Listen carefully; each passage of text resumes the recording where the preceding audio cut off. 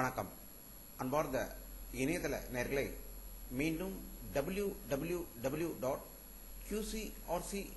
என்ற இணையதளத்திற்காக நியூஸ் தமிழ் செய்தியறிக்கையில் உங்களை சந்திப்பதில் பெருமகிழ்ச்சி அடைகிறோம். இன்று 28 ஜூன் 2009க்கான முக்கிய செய்திகளை தற்போது பார்க்கலாம். சிவகங்கை மாவட்டம் இளையங்குடி அருகே திமுக சார்பில் நடந்த தேர்தல் நன்றி அறிவிப்பு கூட்டத்தின் போது தமிழக அமைச்சர் திரு பெரிய கருப்பன் அவர்கள் மீது வெடிகுண்டு வீசப்பட்டதாகவும் அவர் அதிர்ஷ்டவசமாக உயிர் தப்பியதாகவும் இதில் இருவர் படுகாயம் அடைந்ததாக சிவகங்கையிலிருந்து செய்திகள் வெளியாகிக் கொண்டிருக்கிறது.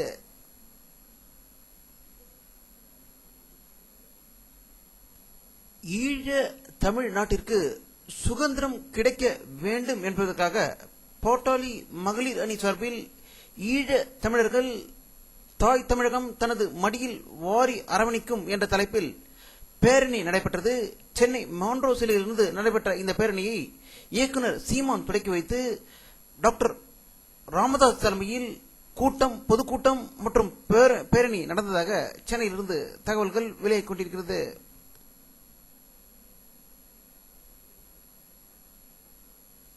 ராமேஸ்வரத்திலிருந்து 600க்கும் மேற்பட்ட படகுகளில் மீனவர்கள் மீன்பிடிக்க சென்றபோது கச்சத்தீவு கடல் அருகில் இலங்கை கடற்படை ராணுவத்தினர் 600 மீனவர்களையும் விரட்டி அடித்ததாகவும் அவர்கள் பிடித்து வைத்திருந்த மீனை திருடி சென்றதாகவும் கடல் வலைகளில் உள்ள வலைகளை அறுத்து எரிந்ததாகவும் ராமேஸ்வரம் திரும்பிய மீனவர்கள் கண்ணீருடன் தெரிவித்ததாக தகவல்கள் வெளியாகிக் கொண்டிருக்கிறது.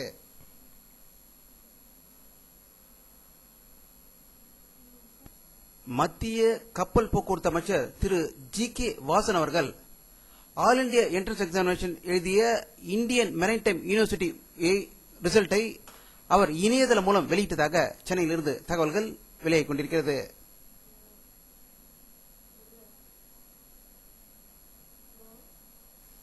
தீய திருட்டு தீட்சிகர்களிடமிருந்து சிதம்பரம் நடராஜர் கோயில் மீட்கப்பட்டு திராவிடர்களுக்குரிய இந்து அறநிலையத்திடம் ஒப்படைக்கப்பட்டு முதல் முறையாக ஆணி திருமஞ்சல் திருவிழா இன்று காலை தேரோட்டத்துடன் தொடங்கியதாகவும் தேரோட்டத்தை திராவிட தமிழர்கள் வடம் பிடித்து இழுத்ததாக சிதம்பரத்திலிருந்து செய்திகள் வெளியாகிக் கொண்டிருக்கிறது.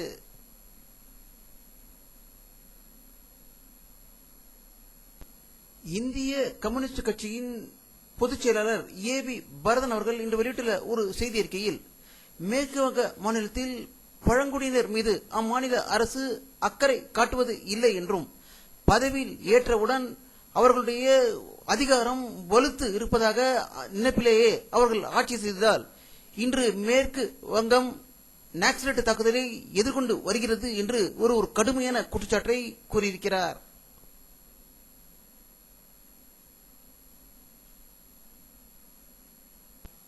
மத்திய விவசாயத்துறை மந்திரி திரு சரத்பவார் மும்பையில் நிருபர்களிடம் கூறுகையில் நாட்டில் பருவமழை சுமார் 12 நாட்கள் தாமதமாகி இருக்கிறது என்றும் இருந்த போதிலும் தற்போது வறட்சி போன்றதொரு நிலைமை இல்லை என்றும் மாநில அரசின் உதவியுடன் செய்யக்கூடிய விதைத்தல் ஒரு வாரம் தாமதமாகும் என்றும் இதற்காக கவலைப்பட தேவையில்லை என்று அறிவுறுத்தியதாக மும்பையிலிருந்து தகவல்கள் வெளியாகிக் கொண்டிருக்கிறது.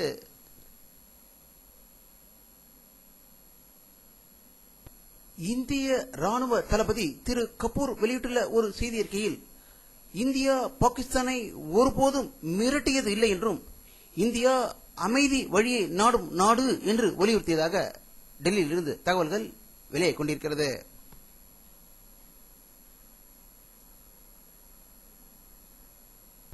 உத்தரப்பிரதேச மாநிலத்தில் சட்ட விரோதமாக சுரங்கம் வெட்டும்போது அதில் மண் சரிந்து 8 பேர் உயிர் இழந்ததாகவும் 3 பேர் படுகாயமடைந்ததாக லக்னோவிலிருந்து செய்திகள் வெளியாகிக் கொண்டிருக்கிறது.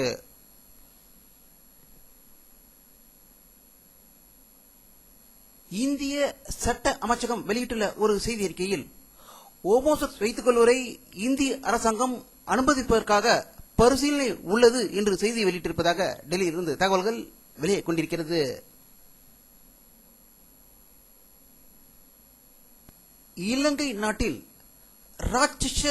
ராஜபக்சே லட்சக்கணக்கான மக்களை தன்னுடைய படை மூலம் கொன்று குவித்ததால் அங்கு எந்நேரமும் வெடிகுண்டுகள் வெடிக்கும் என்றதால் அமெரிக்கர்கள் யாரும் இலங்கை நாட்டிற்கு செல்ல வேண்டாம் என்று அமெரிக்கா வலியுறுத்தியிருப்பதாக வாஷிங்டனிலிருந்து செய்திகள் வெளியாகிக் கொண்டிருக்கிறது.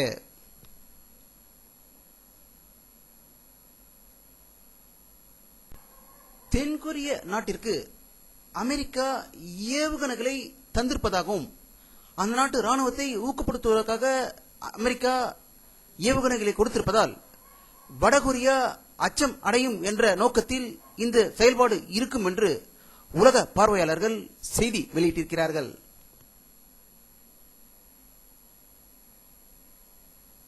பாகிஸ்தான் நாட்டில் நடத்தப்படும் ஒவ்வொரு தீவிரவாத தாக்குதலுக்கும் பல குழுக்கள் இருந்தாலும் அவர்களுக்கு தலைமை குழுவாக அல் கொய்தா செயல்படுகிறது என்று அமெரிக்காவின் உளவுத்துறை அமைப்பான FBI செய்தி வெளியிட்டிருக்கிறது.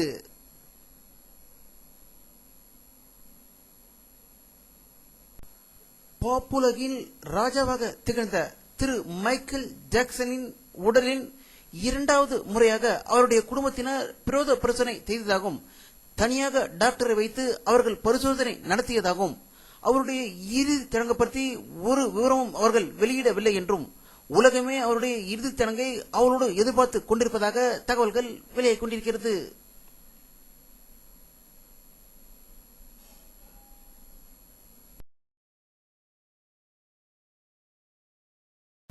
நைஜீரிய நாட்டு தீவிரவாதிகள் தங்களுடைய போராட்டத்தில் கூறப்பட்டவற்றை அரசு செயல்படுத்தவில்லை என்றால் அங்கு உள்ள எண்ணெய் கிணறுகள் மீது தாக்குதல் நடத்தப்படும் என்று செய்தி வெளியிட்டிருப்பதாக நைஜீரியாவிலிருந்து தகவல்கள் வெளியாகிக் கொண்டிருக்கிறது.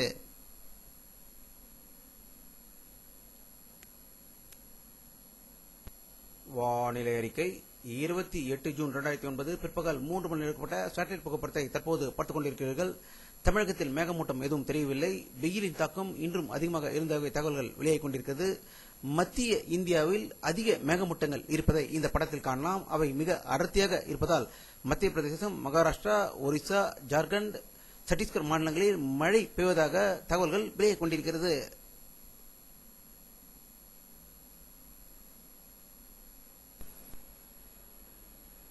இத்துடன் இந்த செய்தி அறிக்கை நிறைவடைகிறது.